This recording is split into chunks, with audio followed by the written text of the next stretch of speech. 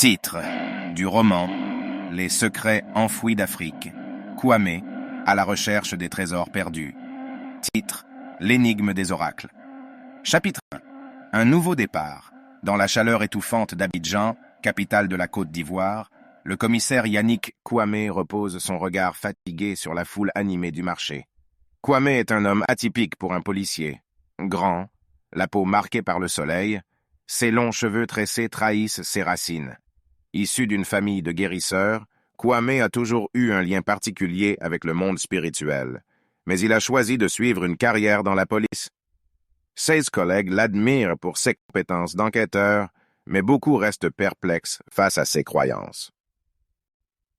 Chapitre 2. Le mystère du disparu. Un matin, on signale la disparition d'un éminent archéologue français, le professeur Luc Moreau, dans le nord de la Côte d'Ivoire. Les pistes le conduisent au Mali. Kwame est chargé de l'affaire. Des rumeurs étranges circulent déjà sur l'implication d'esprits malveillants dans la disparition. Kwame décide de se rendre sur les lieux avec son équipe. Chapitre 3. Les divinités inquiètes. Sur les traces du professeur Moreau, Kwame découvre des empreintes étranges dans le sable qui semblent le mener vers la frontière du Nigeria.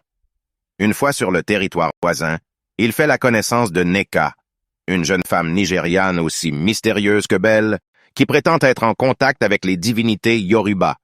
Elle l'avertit que les dieux sont en colère et qu'une force sombre se prépare à déchaîner le chaos sur la région. Chapitre 4.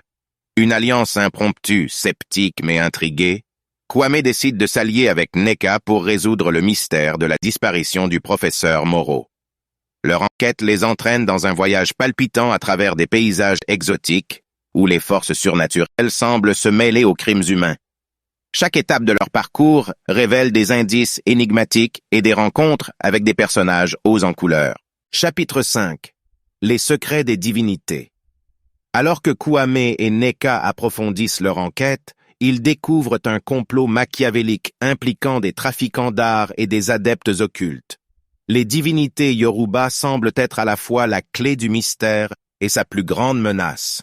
Kwame réalise que ses croyances ancestrales pourraient détenir la réponse à cette énigme, mais pour les percer, il doit se confronter à ses propres doutes et peurs.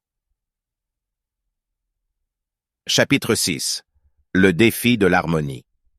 Alors que le danger se rapproche, Kwame et Nneka se lancent dans une course contre la montre pour déjouer le complot et sauver le professeur Moreau. Leurs compétences de déduction et leur intuition surnaturelle sont mises à l'épreuve, tandis que les divinités Yoruba révèlent leurs secrets et se mêlent de l'affaire. Entre la logique de Kwame et les pouvoirs mystérieux de Nneka, l'harmonie semble possible, mais le prix à payer pourrait être inimaginable. Chapitre 7. La vérité dévoilée. Au cœur d'un sanctuaire ancien, Kwame et Nneka se retrouvent confrontés à l'instigateur du complot et aux divinités Yoruba elles-mêmes.